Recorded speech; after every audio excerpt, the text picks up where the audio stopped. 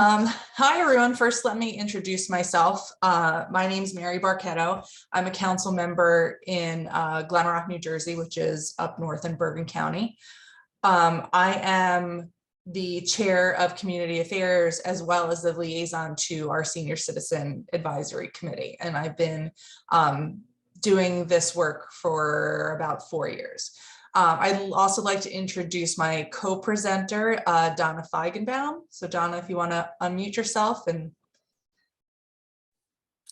hello, everybody. I'm Donna Feigenbaum, and I am the chair of the Senior Citizen Advisory Committee, just starting in January, and we have a fabulous committee of 9 people, and Mary is going to go into more detail about what we're about. Thank you for being here.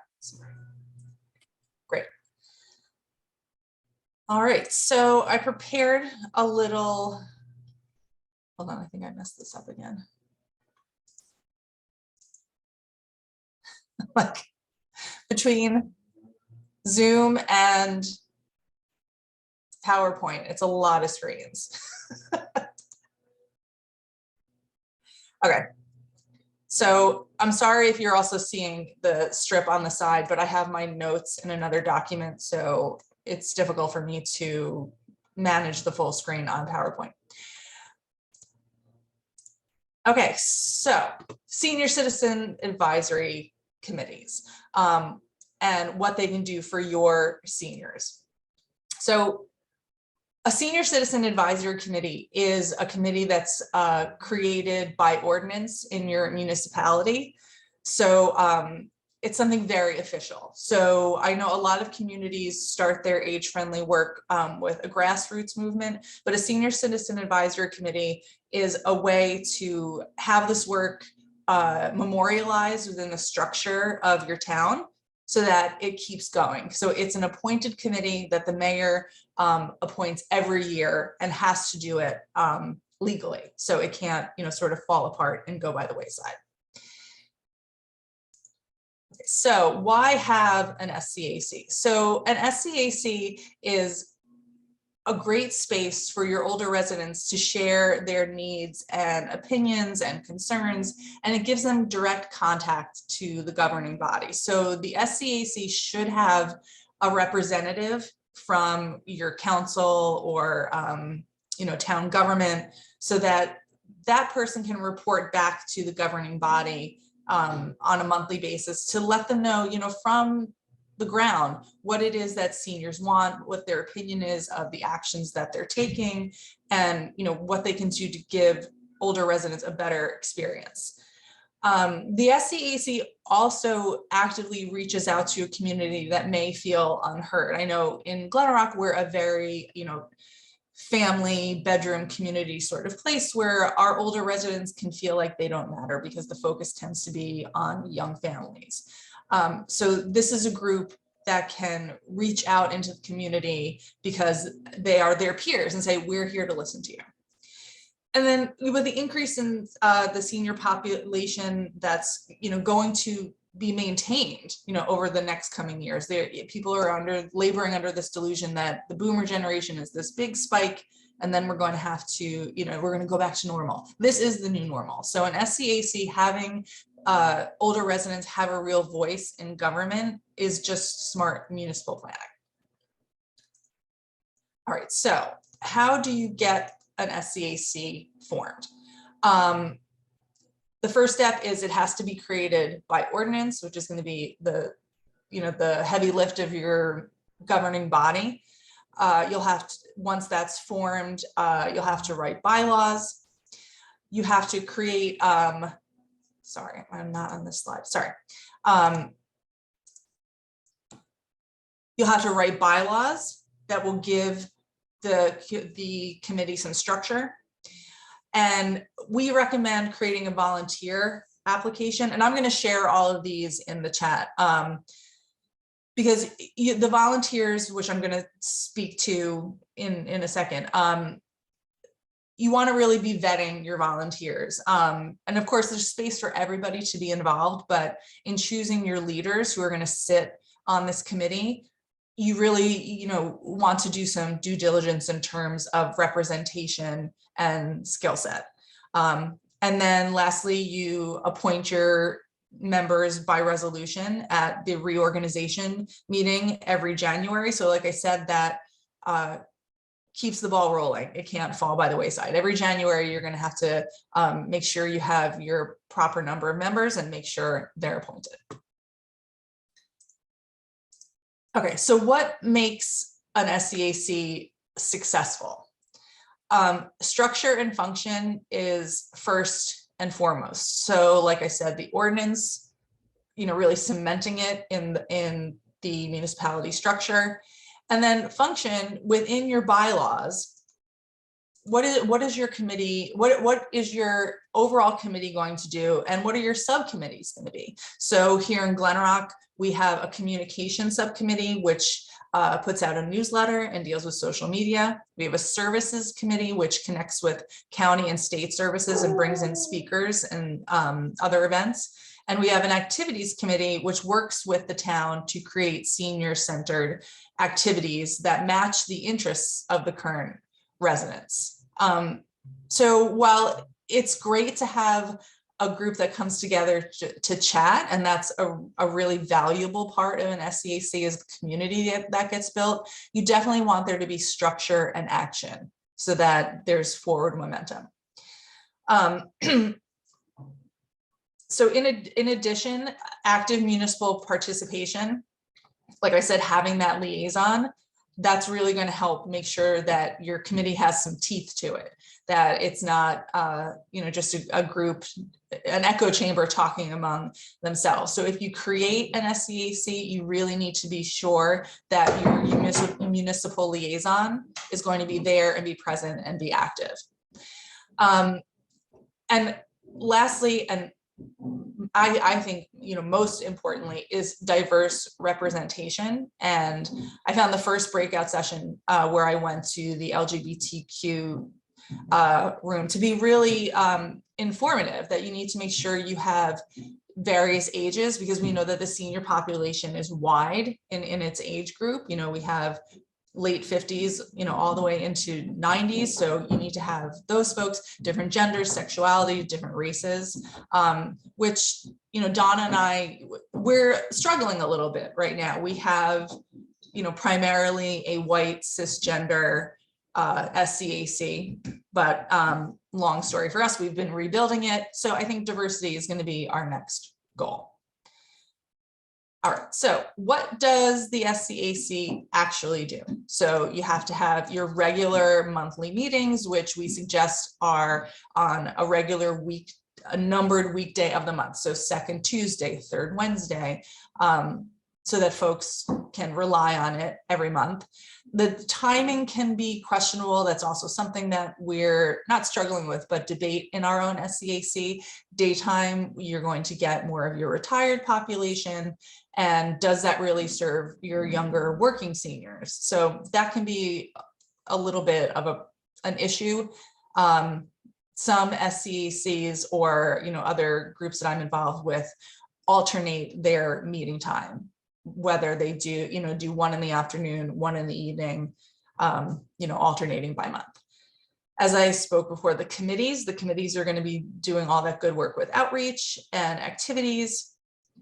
All right, so representation, something that's also really important with your SCAC members is you should try to have them attend other board meetings in town. So whether it's the Recreation Advisory Board, the Board of Health, the Environmental Commission, we've sent some of our members to events that the Board of Education has put on, looking for community input. So using them as sort of your tentacles into other areas of the community, right? Because our goal with age friendly is this is no longer a silo. This is, peppered throughout all of the aspects of your municipality. And then most importantly, give feedback on municipal actions and advise desired future actions, which, advisory is right in the name. Okay, so our Glen Rock SCAC 2022 achievements, we really went through a growing process and growing pains with our committee. It had really sort of fallen into disrepair over the years and became more of a social club. So through structure and strong leadership with Donna, we've been able to create a senior newsletter, have a much stronger social media presence. We've put out a senior survey, much like the one Age Friendly Ridgewood put out there. And we received a $28,000 county grant for senior activities. We've increased our recreational programming, and we had our first ever Senior Fest, which was a community showcase of all organizations from the local level through the state level that provide services and fun social activities for seniors. So I feel like we've had a really great year with Donna at the helm, and I look forward to answering any of your questions about how this might work in your borough, town, village. So I'm going to throw it to Donna, so Donna can make a few comments about her experience. Hi, everybody, and thank you for being here. I became the chair. I'm a longtime resident of Glen Rock, and I became the chair of this wonderful committee in January, and am just delighted to have a wonderful committee. And we are, as Mary said, really growing and becoming stronger in terms of our goal and our relationship to the seniors in the community. The senior newsletter that we produce quarterly is phenomenal, full of both, county, general aging information, local activities. With social media, we have a committee member who's in charge, and what's really been fabulous, in my opinion, about that is that we have a relationship with the Glen Rock High School Key Club, which is the service club in the high school, and we have about 5 or 6 high school students who work with our committee member in terms of our social media on Facebook, and that's been a wonderful relationship. And as an advisory committee, and having Mary as our council liaison, and Mary really spoke to this already, I feel we meet, we're very, serious about all the issues that could affect seniors, and Mary, who is our liaison, creates a strong connection between us and the borough, and things that perhaps the borough council can do to help alleviate something or maybe improve something. And that's our connection. So I just think it's a wonderful municipal activity that each of your towns could do, and feel that it's been really successful in helping the seniors in Glen Rock. Okay, great. So, I have some leading questions if we stall a little bit, but let me just throw it out there. Does anybody have any questions or comments, details we can give you?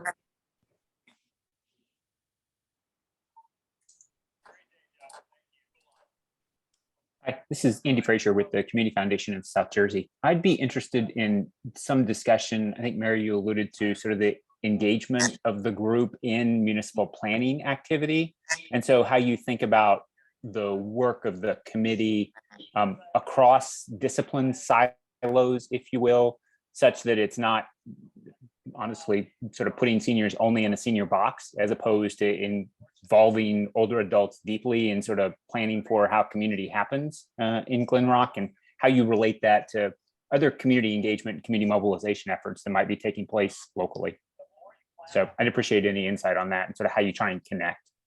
Yeah, so I think having that liaison, having that straight connection to the government is super important. So for example, I'm on the planning board, so when we're going to be re-examining our master plan, I of course will be bringing it to senior advisory, because the master plan is the document by which you plan your whole municipality and your budget, and everything needs to be following that. So I really think, like I said, having that representation, because I will know that, you know, what's going on with the planning board. I will know that the budget is coming up. So these are, having someone who has their finger on the pulse and bringing everything to the senior advisory for review is essential, right? So whereas before it was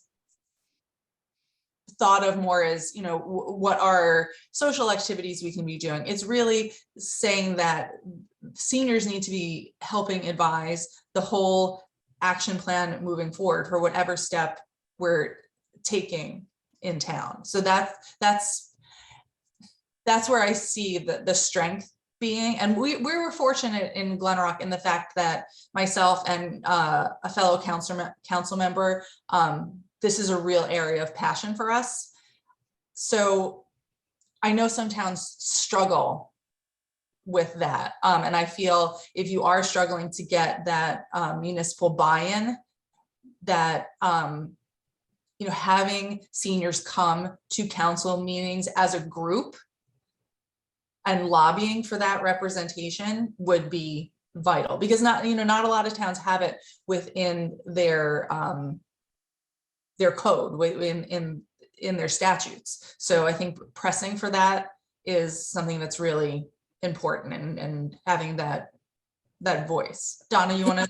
Yeah, I just wanted to add something too, that while we are a senior citizen advisory committee, many times our discussions are really about the good of Glen Rock overall, related to issues that just don't relate to bettering the lives of seniors. It could be related to sidewalks that need repairing, or, you know, problems in a certain area that's really a town-wide thing. So I think that part's kind of interesting too, because we seem to be a voice, I feel, Mary, if you agree, for more even general community areas and situations, as well as the betterment of seniors. Right. And that's the whole philosophy of age friendly, right? Is that it's not just seniors, that all the things that you do for seniors help the community at large. You know, for example, we sent a representative, like I said, to a Board of Education planning day, and it wasn't, you know, what can you do for seniors? Our representative went and said, oh, you're going to be doing, you know, internships and mentoring. We can help. So it's a two-way street.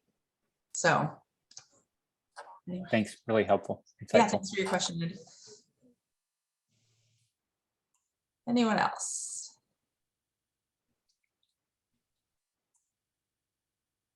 So does anyone here, sorry, I cut somebody off. That's right. I was just going to ask another question. Sure, go ahead. Prompt. Can you talk a little bit about the authorizing statute that allows you to create this? If a town doesn't have an advisory committee, where to look in code to organize something like this? Or yes, so what to reference? I was going to put it in the chat, but I feel like perhaps it would be more helpful in the Padlet for other people to access. Does that make sense? Yeah, that'd be great. Okay, so on the Padlet, I'm going to share the link to our municipal code with that specifically. I'm going to add our bylaws that show the structure of how many members, when they're appointed, etc. Let's see, what else am I going to put in there?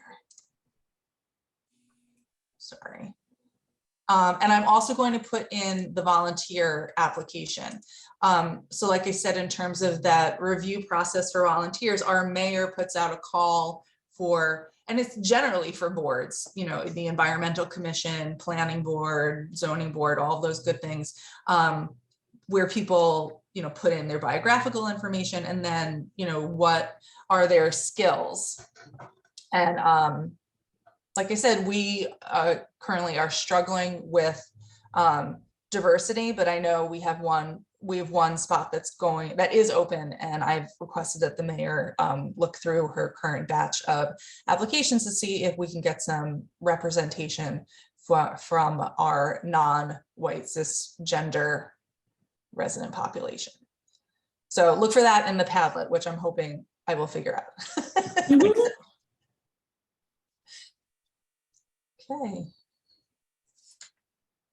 Anyone else? I got another one. Yeah.